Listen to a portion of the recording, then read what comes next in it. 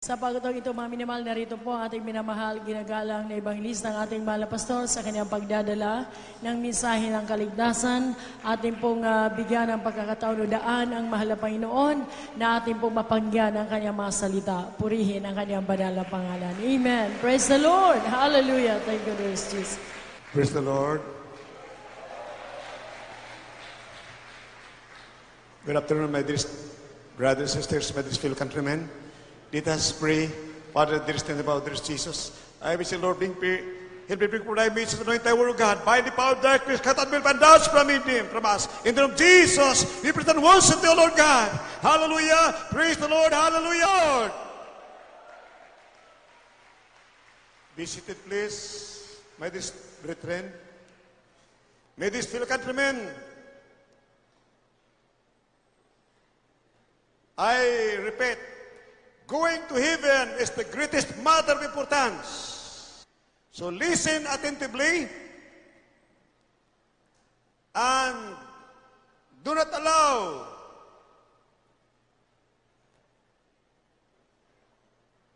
religions to deceive us. Because of deception, billions are now in the fires of hell,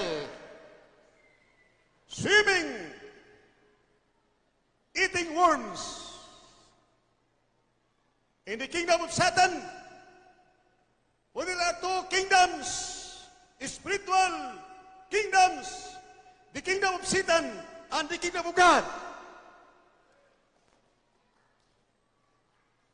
1 Corinthians chapter 4, verse 20, the kingdom of God is not in word but in power. Ang kanyang Diyos sa mabait na Diyos ay hindi sa salita kundi sa pagkapangyarihan.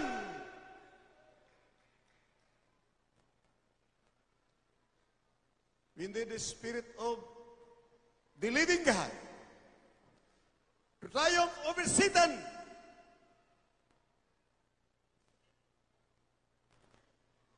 For we wrestle not against flesh and blood, but against principalities, against powers, against spiritual wickedness in high places. Ang ating kalaban ay hindi tao. Walang buto ating kalaban, walang laman. Hindi nakikita siya ang mga espiritu.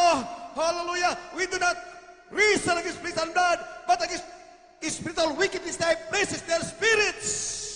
Dayain ka, gawin kang alipin ng kasalanan.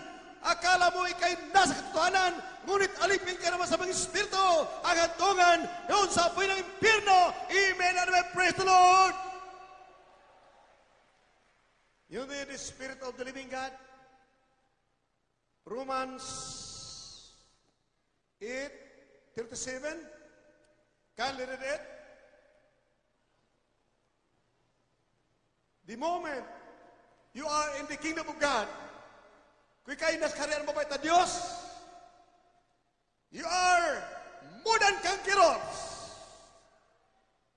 Alexander the Great was able to conquer the world with only 21,000 soldiers. But the moment the Spirit of God is in you, you can conquer the demons in the fires of hell. You can never be overcome. You are never overcomer because you are more than conquerors. God is with you. The Spirit of God is in you. You become powerful. Hallelujah. You can cast out demons. You can die with Satan in the name of Jesus. Amen and amen. Praise the Lord. Kindly read it. Romans chapter 8, verse 37. Now in all these things we are more than conquerors through Him that love us. Alamin mo ang tunay na virtue, katangian ng mga men of God, anointed to preach the gospel, to set the captives free. Dahil lahat ng tao sa buong mundo ay captive ni Satanas. Alipin ang kasalanan. Lahat na nakatang sa puwin ng impyerno. Kaya ang ibang hilay binibigay ng mga Panginoon. Preach the gospel. Ang maniniwala at mabutiswa ni maligtas. Hallelujah. Magmamana ng buhay ng hanggang. Tanda, pray, but tanggapin nilang kapangyarihan. Kapag sila ay nagsitinanggap si Kristo, magpaputis sa pangalan ni Jesus, may kapangyarihan sila. Mayroon ang Espiritu ng Diyos. Because it is the Spirit of God that bears witness in our spirit that we are the sons and daughters of God. Ang Espiritu ng Diyos ang magpapatunay na sa atin may kapangyarihan. Yura ka na laktat sa serpente. Palayas ng mga demonis pangalan ni Jesus. Manalangin sa masikit gagaling. Ang lahat ang maniniwala. Magkaroon ka pa Espiritu ng Diyos. Mamatay Panginoon. Magbabago ka. Mayroon kang kapangyarihan. Yura ka na laktat sa serpente. Laban sa kasalanan. Laban sa mga Espiritu. Upang patunayan na ikay tunay na anak mabait ng Diyos. Tagamagbana ng buhay na walang gang. Amen, amen. Praise the Lord. May ebidensya. Mas maliwanag pa sa sikat ng araw. If you are bound for heaven, you can be sure 100% that you are a child of God bound for heaven. Mapatulan mo totoo na ikay anak ng mabait na Diyos, tagambana ng buhay na walang gang, na ikay nasa karya ng mabait na Diyos, that you are in the kingdom. Amen. Praise the Lord. Matiyak mo na ikay hindi nakaatang sa apoy ng impyerno? Na ikay nasa kaharian ng mabait na Diyos? Kung mayroon ka ng kapangyarihan, magpalayas ng demonyo. Ipatong kamay mo sa gagaling. Dati-rati nagbumura ka, mawala na. Dati-rati nag-aadik ka, mawala na. Dati-rati babaero ka, mawala na. Hallelujah! Dati alipin ka ng salagayin, hindi na. Amen! Amen! Praise the Lord! Dahil sinabi ng Romans 6:23, for the wages of sin is death, but the gift of God is eternal life. Ang kabilang kasalanan ay kamatayan sa apoy ng impyerno. Ngunit ang regalo ng malapit Panginoon ay kaligtasan at buhay na walang hanggan sa kanyang kaharian. Amen. Praise the Lord. Hallelujah. Kaya sinabi ng mabait na Panginoon, one day, isang araw, si Nicodemus, lumakapit sa mabait na Panginoon, sinabi sa mga Panginoon Isus, Rabbi, I know that you are of God. Ikaw ay sa Diyos. Itong himala na ginagawa mo, hindi mo magagawa kung ang mabait na Diyos ay wala sa iyo. Himala, pagpagaling ng mga kitong, mga cancer, leukemia, TB diabetes, pagbabago ng tao, pag-alis ng mga bisyo ng drug addiction, mga bisyo that have a treatment to perdition, ikay alipin ng bisyo, karumal-dumal ang mga bisyo, ito, mawala, kay sa tunay na Church of the Living God. Amen, amen. Praise the Lord, hallelujah. Hindi mo magagawa ito kung wala ang mabait na Diyos sa iyo. John 3:1-3-2-3-3, kindly. 1 Kapitulo 3, versikulo 1 hanggang 3. May isang lalaki nga sa mga Pariseo na nagngangalang Nicodemo, isang pinuno ng mga Hudyo. Ito rin ay ng gabi, at sa kanya'y nagsabi, Rabbi, nalalaman namin ikaw ay isang guro na nagbuhat sa Diyos, sapagat walang makagagawa ng mga tanda na iyong ginagawa, maliban na kung sumasa kanya ang Diyos. Sumagot si Jesus at sa kanya'y sinabi, Katotohanan sinasabi ko sa iyo, maliban na ang tao'y ipanganak na muli, ay hindi siya makakakita ng kaharian ng Diyos. Let pagsabi, praise the Lord! Amen! Praise the Lord! Makita natin minumahal, ang mabait na Diyos mismo na katawang tao nagsasabi, you must be born again. Isilang ka sa tubig at sa Espiritu Santo. Kailangan mabautismo ka sa Espiritu Santo. You will speak in tongues. Ang mabait na Diyos, pag nabaptize ka, nanginig ka, you tremble. Sa presensya ng mabait na Diyos, mag-speaking tongue ka at saka mag-tremble ka. Manginig ka sa presensya ng mabait na Diyos. Unless a man is born of water, kailangan ka isilang sa tubig, bautisman sa tubig, at Espiritu Santo. Ang bautismo ay paglibing, alipin ng kasalanan, ang katawang lupang ito. Sa oras tanggapin mo si Kristo, mahal na Panginoon, manampalataya ka, magsisika, lahat ng kasalanan mo'y mapatawad pag kayo napotisman sa pangalan ni Jesus. Ilibing ang makasalanan ng katawan nito. Ilibing pag-ahon sa'yo. Bagong nilang tagapagmana ng buhay no hanggang pruiba at ebidensya ang karamdamong cancer, leukemia, TB, diabetes, gagaling sa pangalan ni Jesus. Amen. Praise the Lord. Hallelujah. Hindi ka mapotisman sa pangalan ni Jesus. Hindi ka na ilublob sa tubig na ilibing ang iyong katawang lupa ng makasalanan. Hindi gagaling karamdaman mo. Patunay na ikaw'y napatawad sa kasalanan mo. Apoy ng impyerno hintay sa iyo.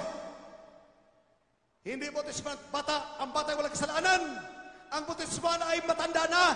Hallelujah, marunong na magkasala. Pag nabautisman, lahat ng kasalanan mapatawad. Ang karamdaman na bunga ng kasalanan gagaling sa pangalan ni Jesus. Amen and amen. Praise the Lord. Pruiba na ikay tagalangit na, tagapagmana ng buhay na walang hanggan. Amen and amen. Praise the Lord. Minmahal, ilan ngayon ang mga tao na sa apoy ng impyerno? Billions. Since time immemorial up to the present. Sa mga reliyon ay walang nagpapago. Si Nicodemus, ruler ng Diyos, nagtanong paano maligtas. Hindi alam paano maligtas. Sabi ng mga Panginoon, you must be born again, Nicodemus, for unless he was born of water and of the Spirit, he cannot enter into the kingdom of God. Isilang ka muli, Nicodemus. Amen and praise the Lord. Lahat ng tao, isinilang sa tao. Isinilang mga ating mga magulang babae, lahat ay alipin ng kasalanan. Nagkakasala. Kahit alam mo ang kasalanan, siyang magdala sa apoy ng impyerno. Ibuburid ka sa apoy ng impyerno. Kaya kayo nagkakasala, kahit nagmura ka lang. Kandidato ka sa apoy ng impyerno. You're candidate in the fires, in the kingdom of Satan, in the fires of hell. Where Rome died not, and fire is never quenched. Kailangan isilang ka muli. Pag natanggap mo si Kristo mahal Panginoon at lagi kang dumadalo, mayroon kang pananampalataya. For faith cometh by hearing and hearing by the word of God. Hebrews 11:6, walang pananampalataya, hindi kalugdan ng mabait ang Diyos. Kailangan makinig ka upang magkaroon ka ng pananampalataya. For faith cometh by hearing and hearing by the word of God. Amen. Praise the Lord. Hallelujah. Mayroon ka ng pananampalataya. Suwayin mo ang demonyo, tataka sa'yo. Hold uppers, kidnapper, killers, and murderers. Pag niniwala ka sa Ebanghelyo ni Kristo, Mark 16, verses 15, 16, 17, and 18, ipangaral ng Ebanghelyo, mabuting balita, na ikaw'y maligtas sa apoy ng impyerno. Pag ikaw'y nagpabautismo, kaligtasan din lamang sa apoy ng impyerno, kaligtasan sa kami ng Diablo. Kaligtasan sa hold uppers, kidnappers, killers, and murderers. Maligtas ka sa kasalanan upang magmana ka ng buhay na walang hanggan. Amen and amen. Praise the Lord. Kindly, in Tagalog, Mark 16, verse 15, 16, 17, and 18. Sa aklat po ni Marcos, Kapitulo 16, ang talatay 15, 16, 17. At sinabi niya sa kanila, magsiyaon kayo sa buong sanlibutan at inyong ipangaral ang ebanghelyo sa lahat ng kinapal. Ang sumasampalataya at mabautismuhan ay maliligtas, datapot ang hindi sumasampalataya ay parurusahan. At lalakip ang mga tandang ito sa magsisisampalataya. Magpapalabas sila ng mga demonyo sa aking pangalan.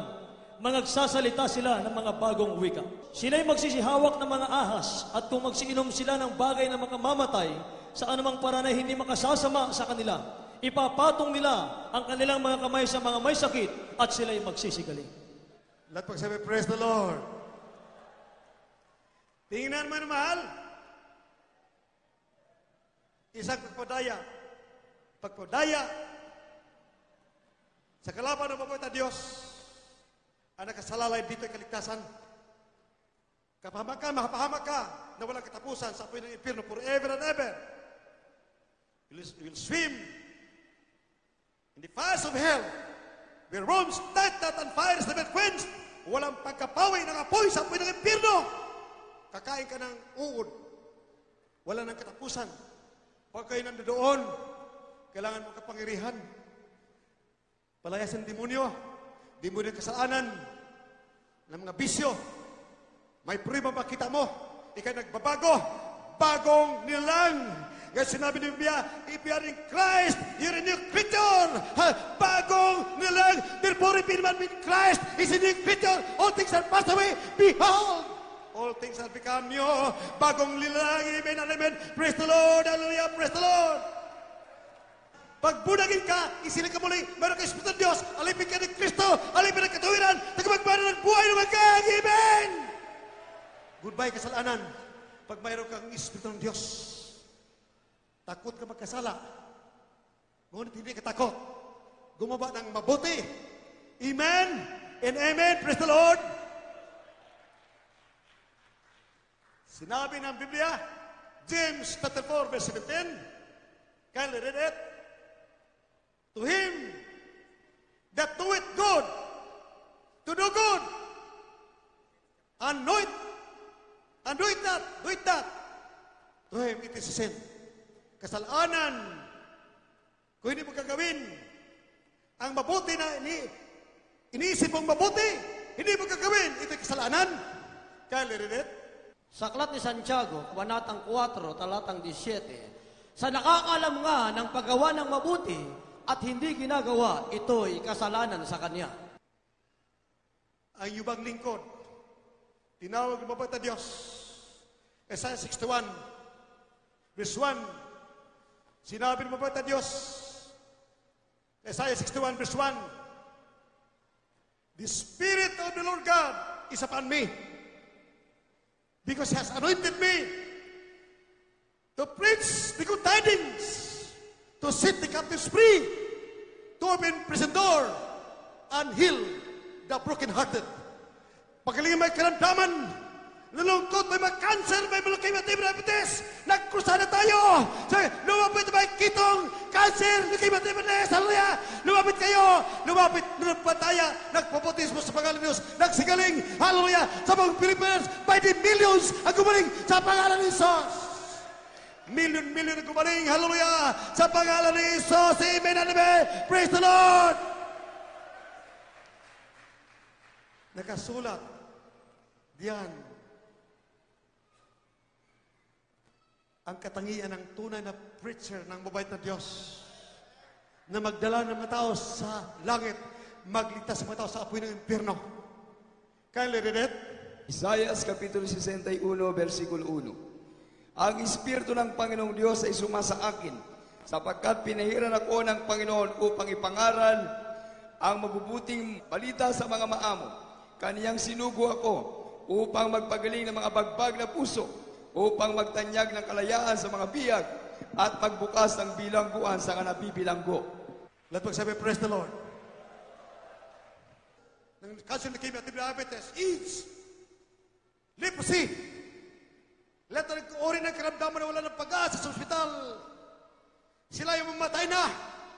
Nung nagkrusada ang Jesus Miracle Crusade Ministry, nagkrusada si Dearest Jesus, nanawagan na ang mahal na Panginoon sa extremes, hallelujah, dumalo, maligtas sa karamdaman, sa kasalanan, tagapin si Kristo, gumaling sila, natanggap ang kaligtasan, ang katotohanan, praise the Lord, amen, and praise the Lord.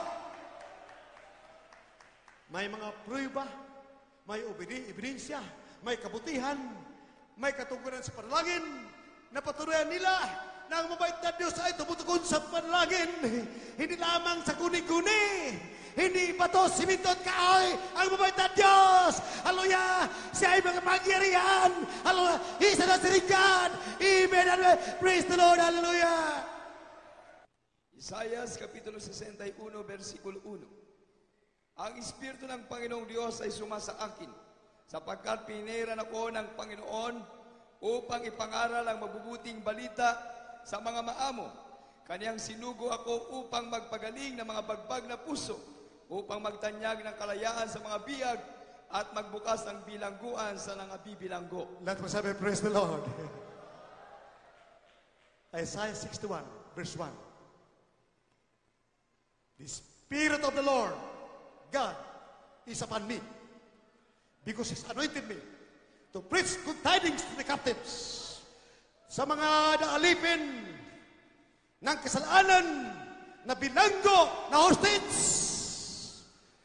Pagkawalan sila sa pamagitan ng minugad na may kapangyarihan.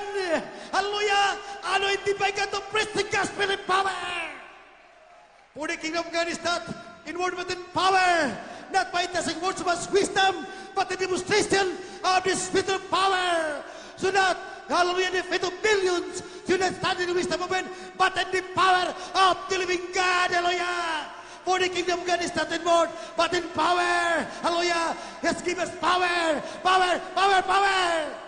To cast out demons, to triumph over Satan. Their weapons are as nothing. If we have the Spirit of the living God, we have proven courageous and righteous before the sight of God. We can beat the serpents and the scorpions and over the powers of the enemy, and nothing shall hurt us. This is only proof that God is in you, that you are bound for heaven. Nagkapagbada ka ng buhay ng hanggang prima, ibigsa, ang Kristo ay nasa iyo. Amen, amen. Praise the Lord, hallelujah.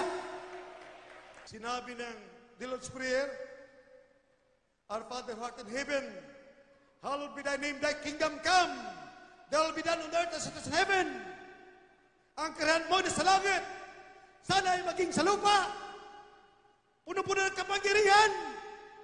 For thine is the kingdom, and the power, and the glory.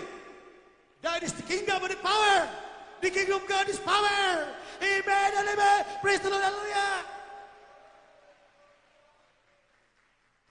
Bakit napugutan ng ulo si John the Baptist? Wala siya sa kingdom of God. Matthew chapter 11, verse 11. Salamat sa mabait na Diyos. Kami nangaral Ebanghelyo ng Kristo. Ebanghelyo ng pag-ibig at kapangyarihan.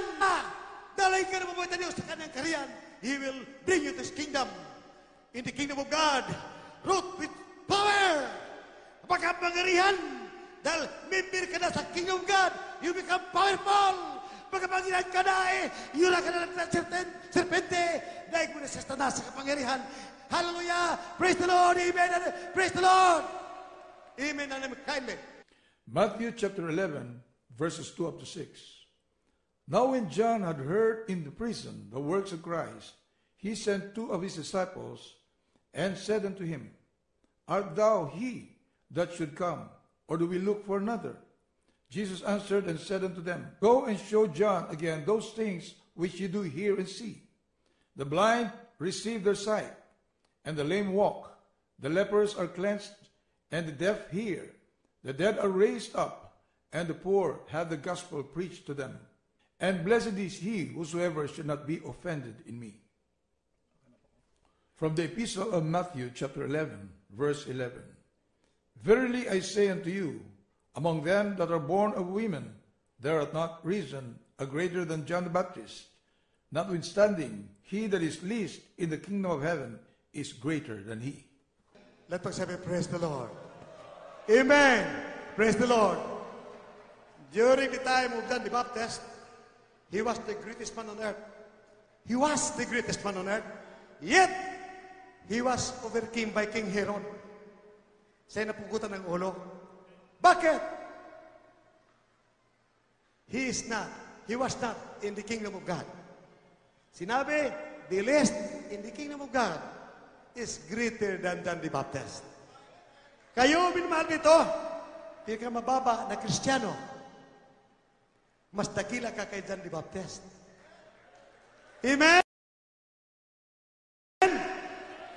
Because you are now in the kingdom of God. Amen! Praise the Lord!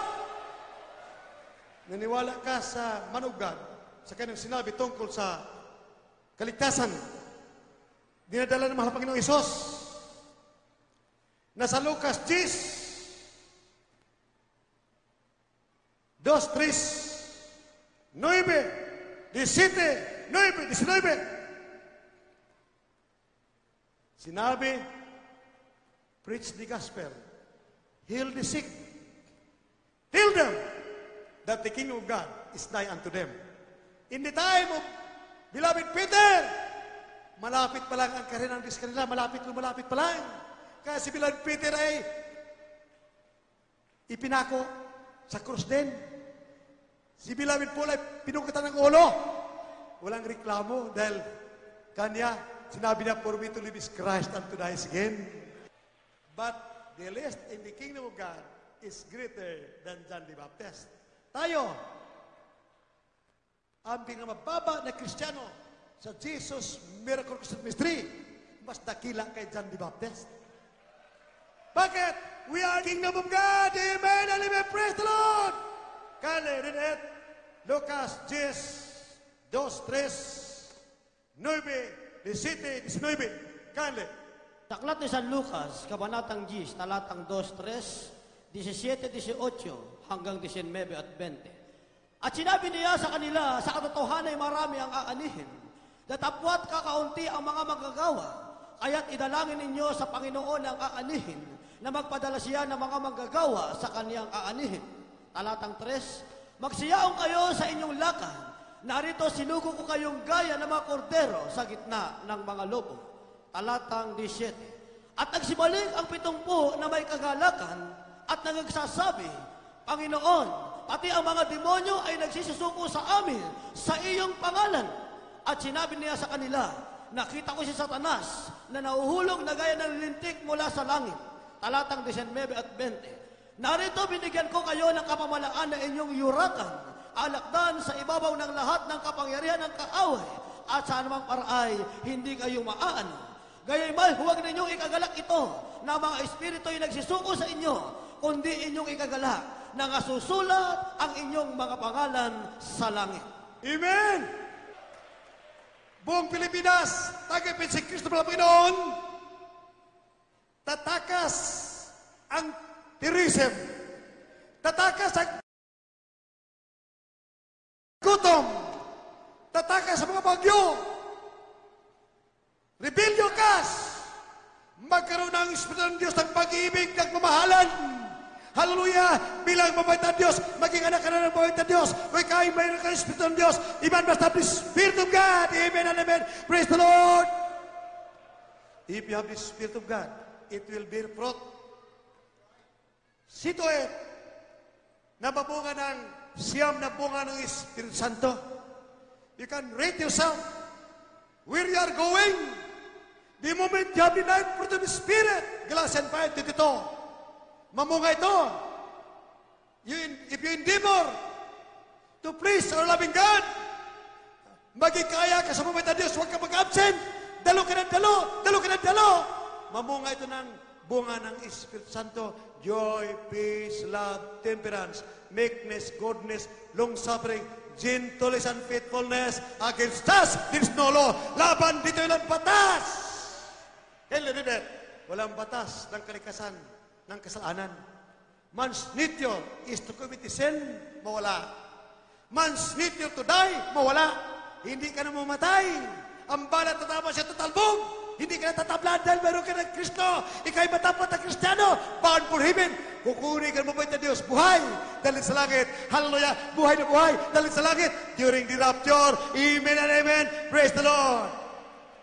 Galatia Kabanatang 5, talatang 22 hanggang 23. Datapwat ang bunga ng Espiritu ay pag-ibig, katuwaan, kapayapaan, pagpapahinuhon, kagandahang loob, kabutihan, pagtatapat, kaamuan, pagpipigil, laban sa magayong bagay ay walang kautusan.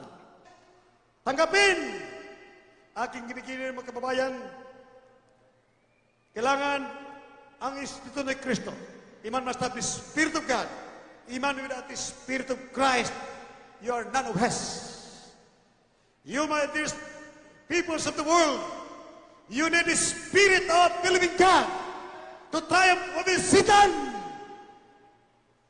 to be triumphant against the forces of evil. The Spirit of the living God. As we sing a song, as for me, you, my dear peoples of the world, believe. Even now, it can be proven to you that the gospel is true. If you are sincere, to lead others Jesus, to enter your hearts and repent of your sins, and tell Him that you believe and serve Him. You'll serve Him according to His will, even right now in your homes, you'll be healed. 90%, 70%, kneel and pray. Let Jesus, there's Jesus, enter your heart and be baptized in the name of Jesus. Acts 2:38, when your sins are forgiven, your sicknesses, cancer, leukemia, diabetes, leprosy, AIDS will be healed in the name of Jesus. Bautis mo sa pangalan ni Jesus. Mapatawad ang kasalanan, ang karamdaman na bunga ng kasalanan, gagaling sa pangalan ni Jesus. Puriba at ebidensya, ngayon kayo tagapagbana ng buhay na walang gang. It can be proven that you are now a child of God, bound for heaven. The moment your sins are forgiven and your sicknesses will be healed in the name of others, Jesus. Hallelujah.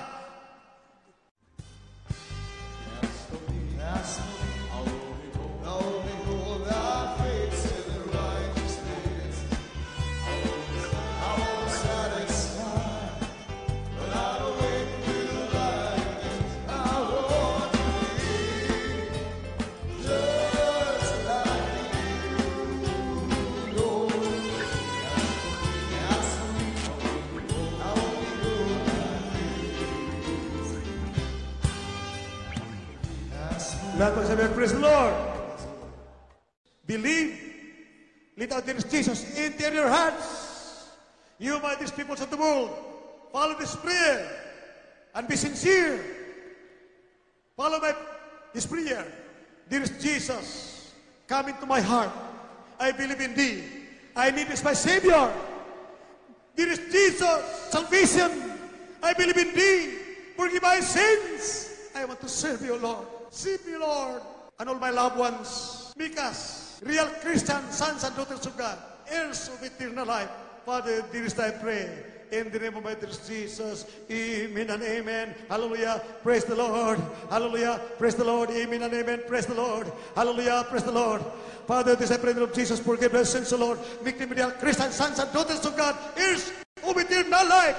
Impart unto them thy sweet Holy Spirit, fit in their fear of their love for thee. Set them free from the bondage of sin. Father, this I pray in Jesus' name. Cause them to serve me. Father, this I pray in Jesus' name. Amen and amen. Hallelujah. Praise the Lord. Hallelujah. Praise the Lord. Hallelujah. Praise the Lord. Hallelujah. Praise the Lord. Lay your hands on your bodies where your sicknesses are. Your sicknesses in your bodies. Mention the name sicknesses in your bodies. Palayasin ng demonyo na cancer, leukemia, diabetes, blindness, paralysis, leprosy, AIDS. Palayasin demon sa paralysis, cast out, lumayas, cast out demon sa paralysis, infirmity, sickness, ulcer, kidney trouble, cancer, leukemia, diabetes, leprosy, AIDS, cast out from me, cast out. Lumayas ka karamdaman ng cancer, leukemia, diabetes, cast out. Lumayas ka sa pangalan ni Jesus. Be healed. In Jesus' name, be healed. Lumayas ka sa akin sa pangalan ni Jesus. Hallelujah. Praise the Lord. Be healed in Jesus' name. Be healed in the name of Jesus. Amen and amen. You say hallelujah. Praise the Lord. Hallelujah. Praise the Lord. Hallelujah. Hallelujah. Di mo sumang hatred, glory, cast out. Hallelujah. Di mo yung komunismo sa lumayas ka sa pangalan ni Jesus. Hallelujah. Praise the Lord. Hallelujah. Hallelujah. Praise the Lord. Hallelujah. Praise the Lord. Be healed in Jesus' name. Raise your hands. Nasa kamay.